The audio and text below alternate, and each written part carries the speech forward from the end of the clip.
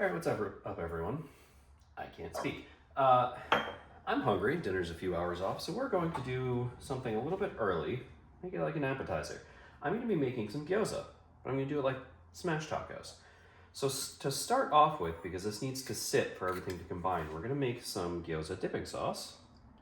We're going to start with a quarter of a cup of rice vinegar, a little bit more than, so you want probably about a third. I did this before with a half and it was too vinegary. And in there is just some diced up garlic and whites of some green onions. Now, what I should have added beforehand is we're gonna do a half a teaspoon of crushed red pepper.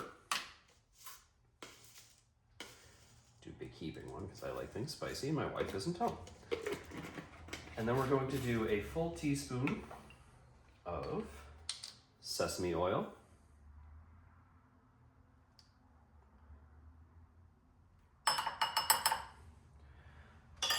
There, as well as a half a cup of soy sauce. And do yourselves a favor, when you buy your soy sauce, if you're cooking a lot with it like I do, you want to take these stupid safety pourers off, because you're just going to sit here for like 10 minutes trying to get this. And that's not going to come off safely, so we're going to do that off camera in a way that I don't want people to copy, because you will chop your fingers off. So we're going to stand here and hold this for about 10 minutes so we get a half a cup of soy sauce. There we go. Pour that right on in there. Now we're going to give this a good whisk. If it seems a little dark or a little too salty or whatever, I'm using low sodium soy sauce, but if it seems a little dark and too salty, add more vinegar. Like I said, I like things spicy, so I'm adding some chili oil. You do not have to do that. It is not part of the recipe I am using. However, I think it tastes better that way. And you want to do this and you want to let it sit for 15 minutes, but you also want to taste it to make sure that the balance is right. If it needs a little bit of sweetness, you can add some sweetened soy sauce or you can add some ponzu. All the flavors aren't going to be fully together yet, but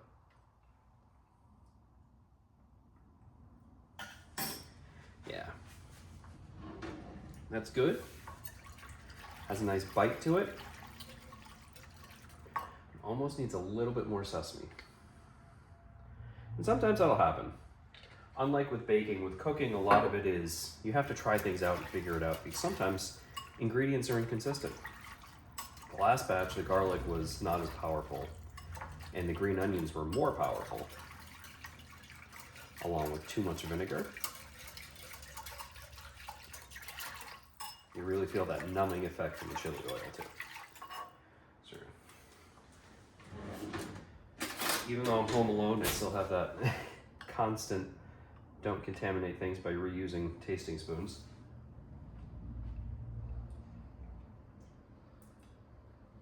Could use a little bit of ponzu, I think.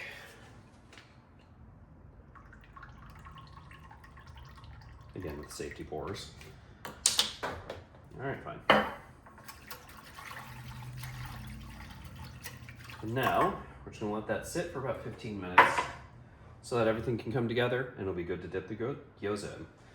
Now, normally it would be a dip and gyoza would be a full dumpling, but I'm lazy and nobody has time to make dumplings. So I'm gonna show you guys how to make them as a smash taco. All right, so quick setup change because that the bloom on that last shot was terrible.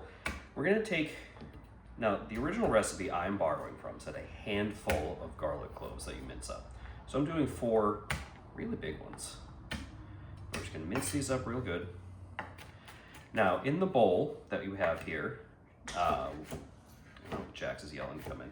In the bowl, we have 4 scallions that are chopped up. The whole thing's whites, greens, everything. Now, we want to dice this stuff really small, because this is going to be the filling for our gyoza. Or what would be filling, in this case, it's gonna be the pork mixture that's gonna go on the bottom of the gyoza smash taco, as it were. So we're gonna have our minced garlic, Normally you'd want it a little bit smaller, but I really like garlic, so I don't care if I get some big chunks. Throw that in there. Next, we're gonna have, ran out of places to put things, so just put the package of pork in the sink here. A pound of ground pork. I'm using a 10% lean ground pork. So when you're using something this lean, sometimes you have to, sometimes you really have to watch it. Come on. So you're gonna throw that in there. Now, as I'm sure you can see, there's a paper on the counter here of what I need. I need a teaspoon. I need 1 teaspoon of white pepper. There we go. Throw in there.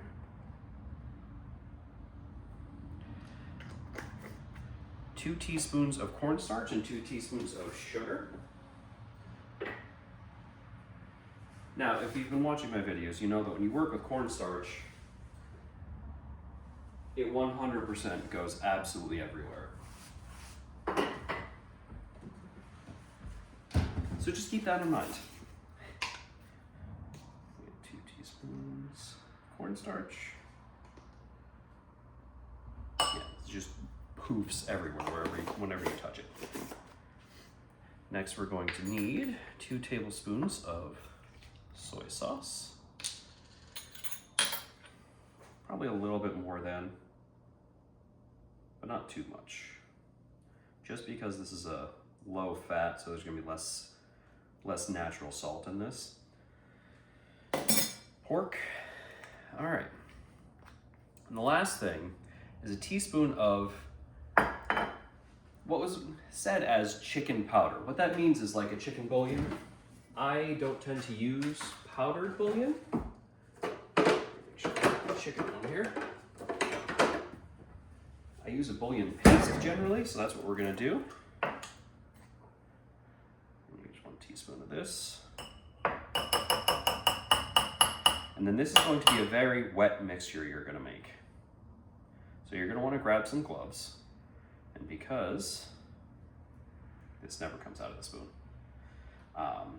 because my dog is yelling to come inside, I'm gonna go grab him, then put some gloves on, and then we'll get mixing and get ready to make our gyoza. See you in a minute. Sorry, Jax was distracting me by hitting the door, and I forgot an ingredient. I forgot the ginger. Now, I know, again, if you've been watching the channel, you know I hate working with real ginger, but I've learned a pretty good hack on how to peel it. You just use a spoon. You end up wasting a lot less of it too. As you can see, the skin just comes right off. It does get a little bit slippery once you get into it because it gets a little bit more moist under the skin. And then you can just peel off all that skin with a spoon, and then we're gonna grate this knob of ginger right into that bowl of what is gyoza filling, if you're gonna be making a traditional one, or in our case, the meat for our tacos. Come on. And then by the time all of this is done, the dipping sauce should have had, right in the eye. The dipping sauce should have had enough time to really settle in. Oh, that burns. Always be careful in the kitchen. You never know what injuries are gonna pop up. All right. So now that our ginger is nice and peeled, sorry, I got distracted by the dog and forgot that and, didn't grab the grater. I'm gonna grab that real quick. Get our box grater out. We're gonna grate our ginger right into this mixture here. We're gonna use the small one here. Now you want to be careful because this grates very quickly and you don't want to get your hands. And as you can see, it sticks to this box grater on the inside, so a lot of times you'll see people do it with like a microplane, or what you'd use to get like to get lime zest, orange zest, that kind of stuff. That's usually what's called a microplane. But we're going to use this box grater.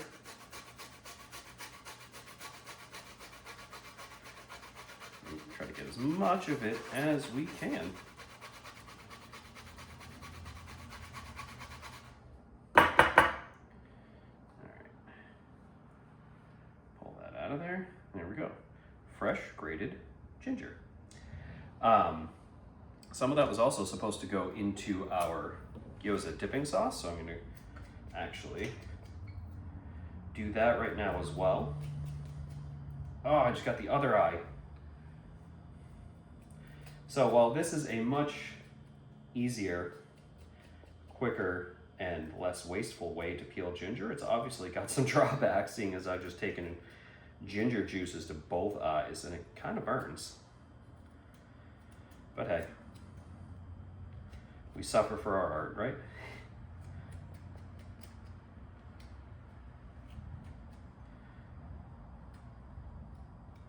Doesn't help that, you know, I made the mistake of not eating all day, so my hands are shaking a little bit because I'm very hungry.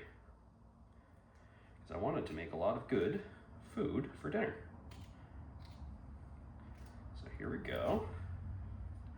Getting this knob of ginger ready for our gyoza dipping sauce. Since we're a mess today, we forgot a few things, so get that right in there.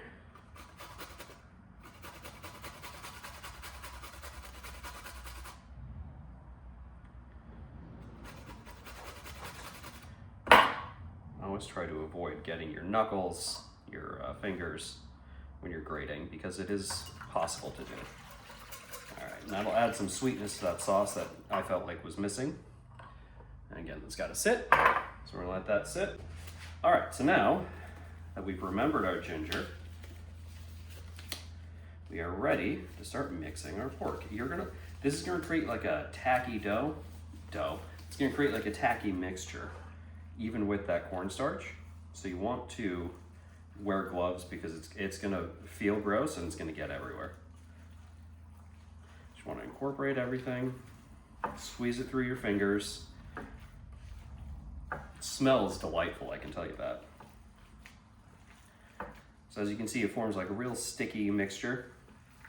That's how you know it's all well and good and incorporated, because we're gonna need it to stick to our wrappers. Now, I was not able to get traditional dumpling wrappers. All I could get were the square wonton wrappers, so that's what we're gonna use. Now, if that bothers you, if you really want that dumpling feel and the more round wrapper, what you can do is you can use like a mold, a ramekin, something to cut it out and make it circular, and then fry the remains, so you have some fried wontons on the side. That will create a nice secondary appetizer for you. All right, like I mentioned, I've got these square little bad boys here. I did get my thumb on the grater there. Normally, I would recommend you coat them in cornstarch or something so they don't stick to the pan, but as you can see, these ones kind of already have that. So you're gonna take your mixture and spoon a good amount on there, onto your wonton wrapper or dumpling wrapper, whatever you've got. Just gonna set that to the side for a minute while our pan heats up. We're getting our nice non-stick pan, dry non-stick pan, to a good medium-high heat. Might be a little too much. And we're gonna fry these pork side down, and we're gonna press them like a smashed burger or a taco. And then we're gonna flip them over and we're gonna fry these wonton wrappers in the pork fat that is rendering from cooking face down first. Now, this recipe is me breaking my rules, saying that I never do something on camera that I haven't tried before, but this sounded amazing and simple, so I decided I would do it. So here you are, this is the first time I am trying this. Because I love gyoza, and they're kind of a pain to make. Pan is almost warm enough, so I'll make one more. Now, I'm running into the issue as I'm doing this. I feel like this spoon might be a little too big, so you might want to use not a full tablespoon like this, but like a teaspoon. We're just gonna put that down. We want to press these into the pan. Like I said, like you're making a smash burger. And you can cut these into circles to make it a little bit easier, make it a little bit neater on you. Really press that down. Now this was not as hot as I anticipated. Turn it up a little bit. But it's not the end of the world, since we're doing this in a cold pan anyway, to start. All right. Now, we let those cook a little bit. I'm going to prepare a little bit more, and I'll come back once those are ready to flip. All right, so our first batch, like I had mentioned, that spoon was a little too big, so they don't work the best, but they smell really good. We're flipping them over. We're just going to fry the backs of... Rude. We're just going to fry these in the pork fat that rendered. Now, again, like I said, I'm using a lower fat ground pork mixture, so it might be a little iffy. If you do the same, you run into that, just throw a little bit of fat in the pan, you'll be fine. Yeah, we got some more. I grabbed a smaller spoon to make my life a little bit easier. And we got some Gyoza smash tacos going. I did turn the heat up a little bit too, just because, you know, the pan was a little bit colder than I wanted. One more thing real quick. I'm using a high-sided skillet because it's the biggest one I have. It is causing a bit of issues like pressing them down, so I would recommend like a regular frying pan. I did taste one that fell apart in the flipping process, and it was delicious. So I can confirm this is a good, quick, and easy way to make a nice, you know, takeout staple that people love. It'll be a big hit at parties. You serve it up just like a regular taco to top it with your dipping sauce, or you can dip it in. You can throw like a Savoy cabbage or a bok choy in there and add some greens if you'd like. But it is delicious as is, and I highly recommend you guys give this one a try. So I'll give you a shot of the finished product. Here we go. Like I said, because I'm using wontons, they're not behaving as well as like a dumpling wrapper would, but you use what you can get, and it's still delicious. The wontons do come out nice and crispy, so if you're gonna fold it like a taco, you might have a little bit of a problem, but still good nonetheless. Hope you all enjoy. And there you have it. Gyoza smash tacos, dipping sauce that you'd want to serve over the top, or you could dip it in. They do slide a little bit on the wontons. I would recommend getting like a dumpling wrapper if you could, but these work just fine. Enjoy.